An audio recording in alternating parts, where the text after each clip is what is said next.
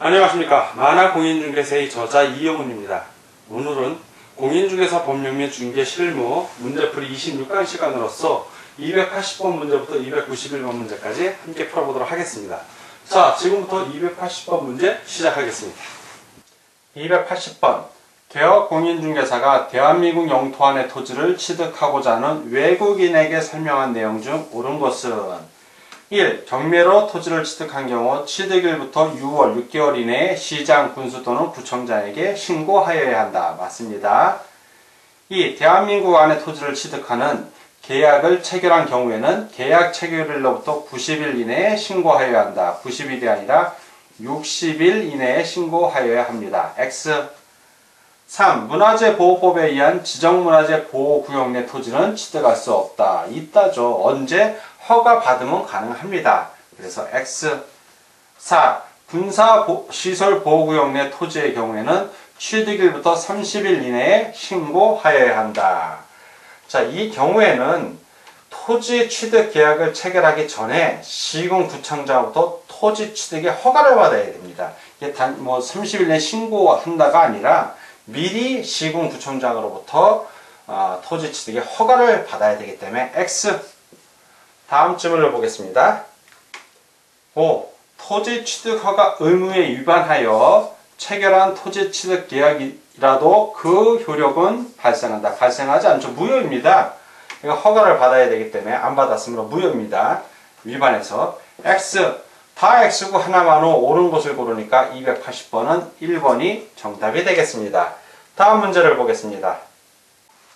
281번 개업 공인중개사가 대한민국 내 토지를 취득하려는 외국인에게 설명한 내용 중 틀린 것은 1. 외국인이 야생동식물 특별보호구역의 토지를 취득하고자 할 때에는 계약 체결에 앞서 허가를 받아야 한다. 맞습니다. 2. 외국인이 허가 없이 문화재보호구역 내의 토지를 취득하는 계약을 체결한 경우 그 효력이 발생하지 아니한다. 정확하게 설명하고 있습니다. 3. 외국인 토지법에 의하여 토지 계약을 체결한 경우에는 계약 체결일로부터 60일 이내에 신고하여야 한다. 맞습니다. 4. 외국인이 허가를 받아야 함에도 불구하고 허가를 받지 아니하고 토지 취득 계약을 체결한 경우에는 징역형 또는 벌금형의 대상이 된다. 예, 정확하게 설명하고 있습니다. 다음 질문을 보겠습니다. 5. 외국인이 토지의 취득 신고를 하지 아니한 경우에는 벌금형의 대상이 된다. 벌금형이 아니라 이거 과태료 대상입니다. X. 그 4번 지문 같은 경우에는 그 허가 받아야 됐는데도 허가 안 받았을 경우에는 2년 이하의 징역 또는 2천만 원 이하의 벌금형이 처해지고요. 5번 같은 경우에 토지 취득 신고를 하지 않은 경우에는 그 300만 원 이하의 과태료 처분에 해당할 수 있습니다. 그래서 다 오고 하나만 X 틀린 걸 고르니까 281번은 5번이 정답이 되겠습니다. 다음 문제를 보겠습니다. 282번 외국인이 토지 취득 시 시군구청장에게 허가를 받아야 하는 지역이 아닌 것은 자, 허가를 받아야 하는 지역 군사보호시설구역 두 번째 지정문화재와 이를 보호하기 위한 보호물 또는 보호구역 생태경관보존구역, 야생동식물 보호구역 이 4개 외에 나머지 찾으라는 얘기입니다. 나머지 하나 뭐 있죠? 5번 개발제한구역 바로 5번이 정답이 되겠습니다. 다음 283번 문제를 같이 보도록 하겠습니다. 283번 개업공인중개사 갑이 매도 의뢰인인 을이 현재 혼자 거주하고 있는 단독주택을 병에게 매도 중개하면서 설명한 사항 중 옳은 것은 1. 을이 매도 의뢰인입니다. 나는 이 주택의 진정한 소유자이다 라고 주장하고 이에 대해 그 이웃도 인정하므로 이웃의 확인서를 받아 병에게 이를 제시하면서 을이 진정한 소유자로 설명하였다. 틀렸죠? 이웃의 확인서를 받는 것이 아니라 등기사항 증명서와 신분증, 주민등록증을 대조해서 확인하는 것입니다. 그래서 X. 2. 등기부를 확인하여 진정한 소유자가 다른 사람이고 을이 임차인임을 확인한 경우 병이 매수하여 권리를 행사함에 아무런 법적 제한이 없다고 설명하였다. 틀렸죠? 법적 제한이 있죠. 병이 매수하려면 을이 진정한 소유자로부터 매도에 대한 대리권을 수여받았는지를 확인해야 됩니다. 이를 확인하려면 거래계약 체결 시에 진정한 소유자로부터의 위임장과 부동산 매도용 인감증명서를 소지하고 있는지를 확인해야 되는 것입니다. 그래서 X.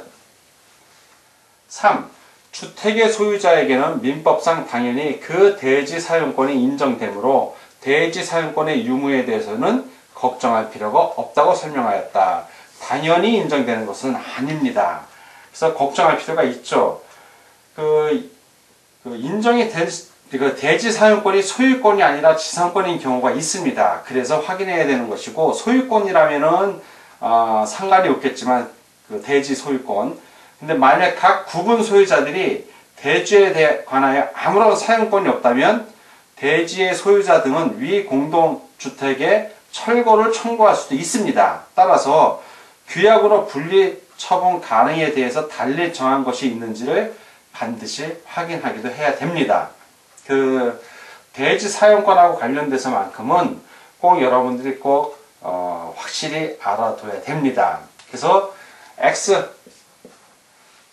다음 질문을 보겠습니다. 4.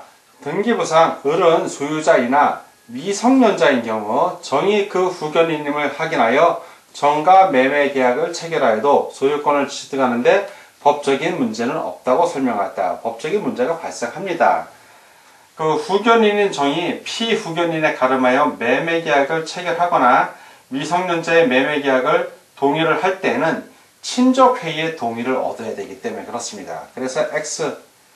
5. 소유자 을이 의사 능력 있는 미성년자이더라도 을의 친권자인 부모가 위 주택에 대한 을과 병의 매매 계약에 동의하였다면 법정 대리에 동의한 겁니다. 그 계약은 유효하다고 설명하였다. 맞습니다. 다 X고 하나만 O, 옳은 것을 고르니까 283번은 5번이 정답이 되겠습니다. 다음 문제를 보겠습니다. 284번. 개업 공인중개사가 중개 의뢰인에게 설명한 내용으로 틀린 것은 1. 주택법령상 국토교통부 장관이 지정한 투기지역에서는 주택에 대한 전매 제한이 있다. 투기지역이 아니라 투기과열지구예요.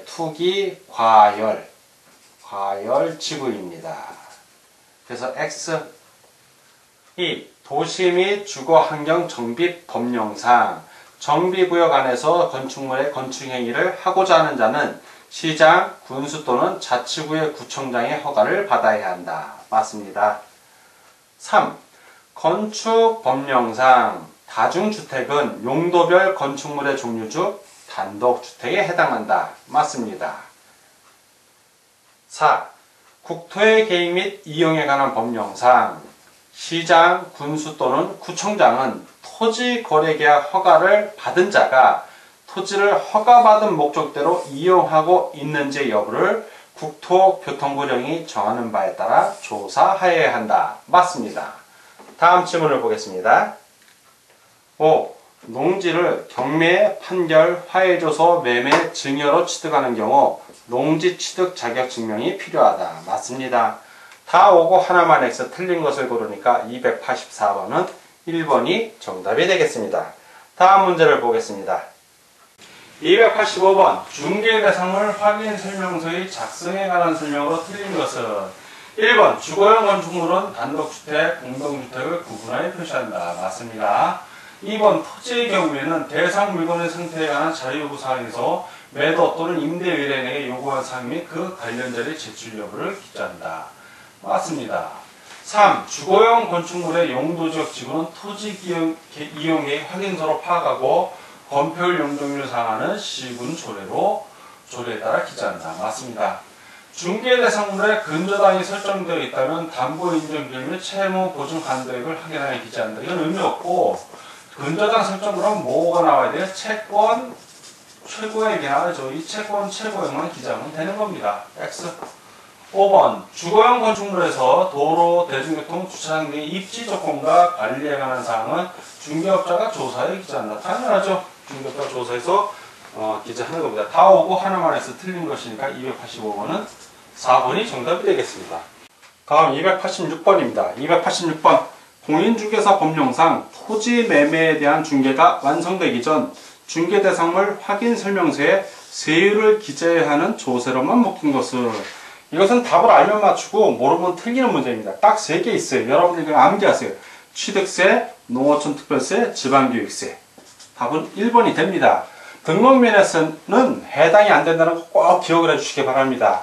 뭐 등록면허세가 이게 함정인데 뭐 재산세 같은 거 재산을 보유할 때 내는 거지 취득하고 상관이 없습니다. 이런 재산세는 여러분들 꼭 반드시 이 토지 매매하는 경우에는 예전엔 등록세라고 해서 취득세 등록세를 따로 냈지만 지방세법이 개정이 되면서 등록면허세라고 이름이 바뀌고 등록세, 취득세 내던 세율을 취득세로 한 군데로 다 몰아버렸습니다. 그래서 취득을 하면서 취득세를 내는 경우에는 등록면허세를 따로 내지 않고 소유권 이전 등기가 가능하다는 것도 알아주시기 바랍니다. 다음 287번 문제입니다. 287번 공인중개사 법령상 중개대상물 확인설명서에 명시된 기재사항으로 틀린 걸 고르는 문제입니다. 1. 비주거용 건축물 매도인에게 자료를 요구하여 확인할 사항은 벽면 상태, 전기, 소방 등의 시설물이다. 맞고요. 2. 토지 등기사항 증명서로 확인한 소유권, 저당권 등의 권리사항. 맞습니다. 3. 토지 대상 토지 1km 이내의 비선호시설 존재 유무 확인해야 됩니다. 확인 설명서에 기재해야 되고 4. 주거용 건축물 건물 설계도 확인 여부는 해당 사항이 없습니다. 그건 X. 5. 임모, 광업재단, 공장재단 재단 목록 또는 임목의 생육 상태 의의 생육 상태. 자, 맞습니다. 다 오고 하나만 X 틀린 걸 고르니까 287번은 4번이 정답이 되겠습니다. 다음 문제를 보겠습니다. 288번 공인중개사 법령상 주거용 건축물의 중개대상물 확인설명서에 개업공인중개사의 기본 확인사항이 아닌 것은 자, 개업공인중개사 확인사항은 두 개가 있죠. 하나는 기본 확인사항이고 나머지 하나는 세부 확인사항입니다. 이런 경우에는 세부 확인사항을 고르라는 거랑 똑같습니다. 기본 확인사항은 여러분들 암기할 게 많지만 세부 확인사항은 딱 4가지만 알면 됩니다. 4가지. 그래서 세부 확인사항 우리 교재에 있는 걸 보면 실내, 벽, 환. 그래서 이 4가지 앞글자만 딴 건데 실은 실제 권리관계 또는 공시되지 아니한 물건의 권리에 관한 사항이고 내는 내외부 시설물 상태, 벽은 벽면 및 도배 상태, 환은 환경 조건입니다. 바로 이걸 고르라는 얘기죠. 하나씩 보겠습니다. 권리관계는 기본 확인사항 맞고요. 입지조건 기본 확인사항 맞습니다. 비선호시설 1km 이내 기본 확인사항 맞고요. 내부 시설물의 상태. 자, 이 내부 시설물의 상태는 세부 확인사항이죠. 그래서 기본 확인사항 아니고요. 5. 취득시 부담할 조세의 종류 및 세율. 기본 확인사항 맞습니다. 다 오고 하나만 X니까 아닌 거 고르는 거 288번은 4번이 정답이 되겠습니다. 다음 문제를 보겠습니다. 289번 공인중개사 법령상 개업공인중개사의 중개대상물 확인설명서 작성에 관한 설명으로 틀린 것은 1. 개업공인중개사 기본 확인사항은 개업공인중개사가 확인한 사항을 적어야 한다. 맞습니다. 2. 권리관계의 등기부 기재사항은 등기사항 증명서를 확인하여 적는다. 맞습니다. 3. 매매의 경우 취득시 부담할 조세의 종류 및 세율은 중개가 완성되기 전에 지방세법의 내용을 확인하여 적는다. 맞습니다. 4. 당해 중개 행위를 한 소속 공인중개사가 있는 경우 확인설명서에 개업공인중개사와 소속 공인중개사가 함께 서명 또는 날인해야 된다. 틀렸죠? 서명하고 날인 또는 서명 및 날인해야 합니다. 또는이 아니에요. X. 5. 중개보수는 거래 예정 금액을 기준으로 계산하여 적는다. 맞습니다. 다 오고 하나만 X 틀린 것을 고르니까 289번은 4번이 정답이 되겠습니다. 다음 문제를 보겠습니다. 290번 개업공인중개사가 중개 완성 시 중개 의뢰인, 거래 당사자 쌍방에게 교부하는 서류로 묶은 것은 보겠습니다. 1. 거래계약서 교부해야 됩니다. 2. 확인설명서 역시 교부해야 되고요. 전석중개계약서는 교부 대상 아니고요. 5. 중개계약서 역시 교부하는 거 아닙니다. 미음 업무 보증 관계증서 사본 이거는 교부해야 되는 거 맞습니다. 기역, 니은, 미음이죠. 기역, 니은, 미음이 있는 5번. 기역, 니은, 미음 5번이네요. 그래서 290번은 5번이 정답이 되겠습니다. 다음 문제를 보겠습니다. 291번. 부동산의 셀링 포인트에 관한 설명 중 틀린 것은 1. 부동산이 가지고 있는 여러 가지 특징 중 고객인 중개 의뢰인의 욕구를 충족시켜 줄 수 있는 특징을 말한다. 그렇죠? 판매 소고점이라고 합니다. 그래서 자, 맞고요. 두 번째, 각각의 셀링 포인트는 중개 대상물이 갖는 고유의 특성이라고 할 수 있지만 모든 특성이 절대적인 것은 아니기 때문에 상대성이 있을 수 있다. 그렇죠? 개인 편차가 있다는 얘기죠. 맞습니다. 3. 부동산 가격, 임료 수준의 적정성 등은 기술적 측면의 셀링 포인트에서 가장 중요한 데서다. 기술적인 게 아니라 경제적 측면이죠. 틀렸네요. 4. 과다한 셀링 포인트는 중개 의뢰인의 매수 의사 결정에 결정적으로 작용할 수 있는 셀링 포인트 제시 효과를 떨어뜨릴 수 있다. 그렇죠. 핵심을 집어줘야죠. 맞습니다. 5. 주택의 경우 교육 요건, 투자 가치 등을 셀링 포인트로 활용할 수 있다. 맞습니다. 다 오고 하나만 X 틀린 것을 구하니까 291번은 3번이 정답이 되겠습니다. 자, 지금까지 공인중개사 법률 및 중개 실무 문제풀이 26강 시간이었고 280번 문제부터 291번 문제까지 함께 풀어봤습니다. 자, 오늘 문제 푸느라고 수고하셨습니다. 다음 시간에 뵙겠습니다. 감사합니다.